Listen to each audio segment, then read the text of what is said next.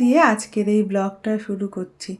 আর যে যেখানে যেমন অবস্থায় সবাই আছো, আশা রাখছি সবাই ভালো আছো আর আমিও ভালো আছি। আবারও একটা নতুন ব্লগ নিয়ে এসেছি তোমাদের সামনে প্রতিদিনকার মতো। তো এই ব্লগে সকলকে স্বাগত জানাই আর আশা রাখছি তোমাদের ভালো লাগবে। আর ভালো লাগলে অবশ্যই একটা লাইক করে দিও, কারণ তোমাদের একটা লাইক আমাকে অন্যদের কাছে পৌঁছাতে সাহায্য করে।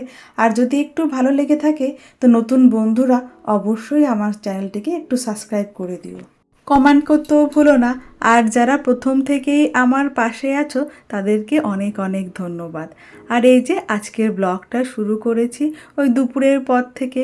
বেশ জোরে বৃষ্টি এসেছে আর এখন একটু বৃষ্টি আসলে বেশ চিন্তা হচ্ছে পুজোটা নিয়ে। তবে ওই যে বৃষ্টি পড়লে গরমটা বেশ কেটে যাবে আর আকাশটা পরিষ্কার হয়ে যাবে। তবে বৃষ্টি হলে চুপ করে বসে বৃষ্টি দেখতে বেশ ভালো লাগে। আর ওই যে যদি টিনের ওপর বৃষ্টির ফোঁটা পড়ে আওয়াজটা শুনতে বেশ ভাল লাগে। আমার তো বেশ একটা ঘুম ঘুম ভাব চলে আসে আর মনে হয় ঠান্ডার মধ্যে বসে শুধু বৃষ্টিই দেখি। আর জোরে যেহেতু বৃষ্টি পড়ছিল ওই জন্য দেখতে বেশ ভালো লাগছিল। তো এই যে সন্ধ্যার দিকে চলে এসেছি আমার একটু পকোড়া আর একটু চা বানাতে। যেহেতু বৃষ্টি হয়েছে আর ঠান্ডা হয়েছে, এই আমেজে কিন্তু পকোড়া চা খেতে বেশ ভালো লাগে। আর তার সঙ্গে ওই যে সন্ধ্যার সময় ছেলে মেয়ের টিফিনটাও হয়ে যাবে। তো সেই কারণে আমি এই যে চলে এসেছি রান্নাঘরে পকোড়া বানাতে। তবে ওই যে চানা দেখছো ওটা আমি কাবলি ছোলা ঘুগনি বানিয়েছিলাম, তো একটু বেশি পরিমাণ ছিল, 2-3 দিন ফ্রিজে পড়েই ছিল। তো ভাবছিলাম কি বানাবো। তো একবার প্রথম ভাবলাম ওটা শসা পেঁয়াজ কেটে মাখিয়ে খেয়ে নেব। তারপর দেখলাম যখন বৃষ্টিটাই পড়েছে যাই পকোড়া বানিয়েই নিই। তেলটা একটু বেশি খাওয়া হবে জানি, কিন্তু মুখরোচক জিনিস খেতে বেশ ভালো লাগে। আর ছেলে মেয়ে তো ভালোই খাবে, তো ওদেরটা আগে একটু বেশি তেলে ভেজে নিলাম একটু পকোড়ার মতো করে। আমাদেরটা পরে একটু গোল গোল করে ওই কম তেলে ভেজে নিলাম যাতে তেলটা একটু কম লাগে। আর এই যে তার সঙ্গে একটু চা বানাবো। আর এই যে তারপরেই আমার রান্নাটাও রয়েছে, সেটাও করতে হবে। তো ভাবছি আজকে কি রান্না করব রাত্রেবেলা। তো ভাবতে ভাবলাম আজকে একদম সহজ সরল শুধু ডাল আর রুটি বানাবো। তো এখনকার মতো ওই যে চা আর এই যে বড়াটা করে নিই। এখন আর পকোড়া হচ্ছে না, এটা বড়ার মতো হয়ে গেছে। ওই একদমই যেটুকু তেল ছিল তার মধ্যে দিয়ে দিলাম, এদিক ওদিক একটু কম আঁচে দিয়ে ভেজে নিলাম। তো ওই তেলটা কম লাগলে টাইমটা একটু বেশিই লাগে, তার কারণে ওটা পোড়া পোড়া ভাব হয়। আর এই যে 2 কাপ চা বসিয়ে দিলাম দুজনের জন্য, আজকে আমিও খাবো চাটা। আর দেখো বেশি করে একটু চায়ের পাতা দিয়ে দিলাম আর অল্প করে চিনি দিয়েছি। চিনিটা অল্প হলে দেখবে চায়ের স্বাদটা খেতে বেশ ভালো লাগে।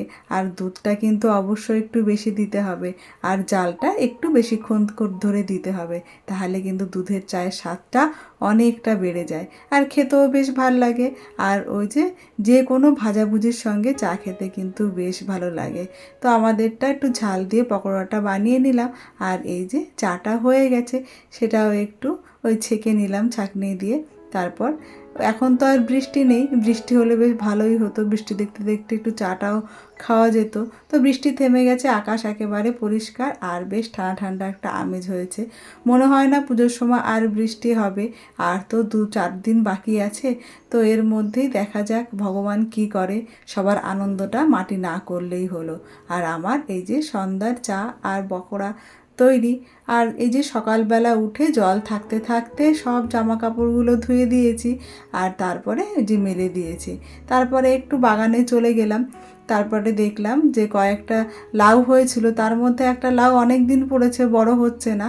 তো গিয়ে দেখলাম পোকাতে কেটে দিয়েছে। তা ভাবলাম ওইটুকু লাউ আছে আর একটা ঘরে লাউ আছে, দুটো দিয়ে ঘন্ট বানিয়ে ফেলি, নাহলে লাউটা শুধু শুধু গাছে থেকে নষ্ট হয়ে যাবে।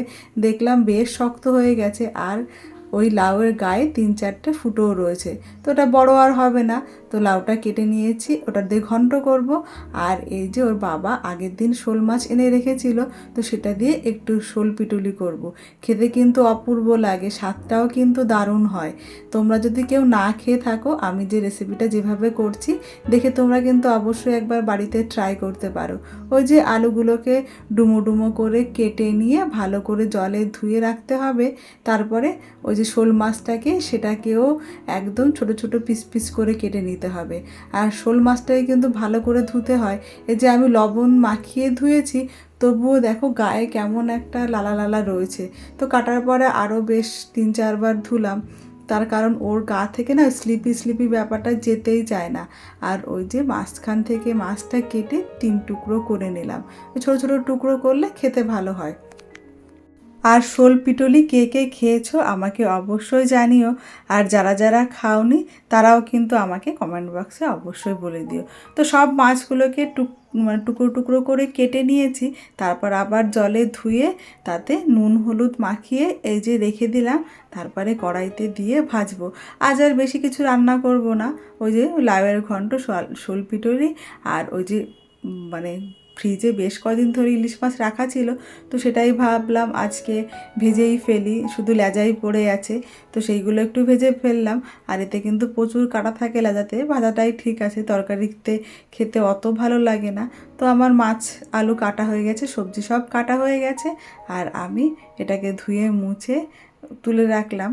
আর এই যে আলুটাও আমার ধোয়া হয়ে গেছে, পরিষ্কার হয়ে গেছে। এখন আলুটা আমি ভাজতে শুরু করব, তারপরে জায়গাটা ভালো করে মুছে নিলাম।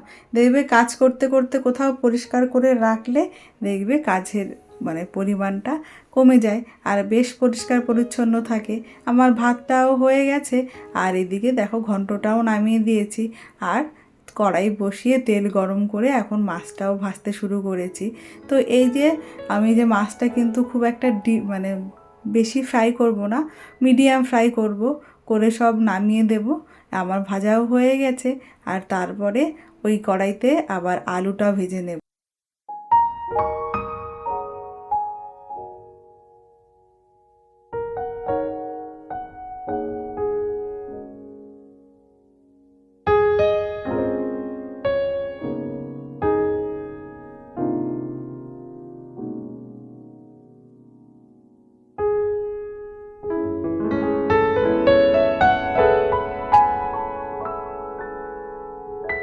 আলুটাকে বেশ লাল লাল করে ভেজে নিয়েছি। তার মধ্যে ওই যে জল দিয়ে দিয়েছি, আর জলের মধ্যে স্বাদ মতো লবণ, লঙ্কা, হলুদ সব দিয়ে দিয়েছি। আর ওই যে মাছটা ভেজে রেখেছিলাম সেটা ওর মধ্যে দিয়ে নাড়াচাড়া করে ঢেকে দিয়েছিলাম। তো 5-6 মিনিট ফোটার পর আবার ঢাকনাটা খুলে নেড়ে চেড়ে আবার ঢেকে দিয়েছিলাম। তারপর ওই যে ফোড়ন দেওয়ার পালা। ফোড়নে লাগবে একটুখানি শুকনো লঙ্কা, একটা তেজপাতা আর একটুখানি জিরে। আর আমি অন্যদিকে একটা শুকনো খোলায় একটুখানি জিরে আর একটুখানি ধনে আমি ভেজে নিয়েছিলাম, সেটাকে শিলনোড়ায় বেটে নিয়েছি। তারপরে একটা কন্টেনারে তুলে রেখেছি। আর এই যে রান্নাটা করতে গেলে কিন্তু ওই ধনে আর জিরে গুঁড়োটা কিন্তু অবশ্যই লাগবে, নাহলে কিন্তু রান্নাটা সম্পূর্ণ হবে না, খেতে ভালোও লাগবে না।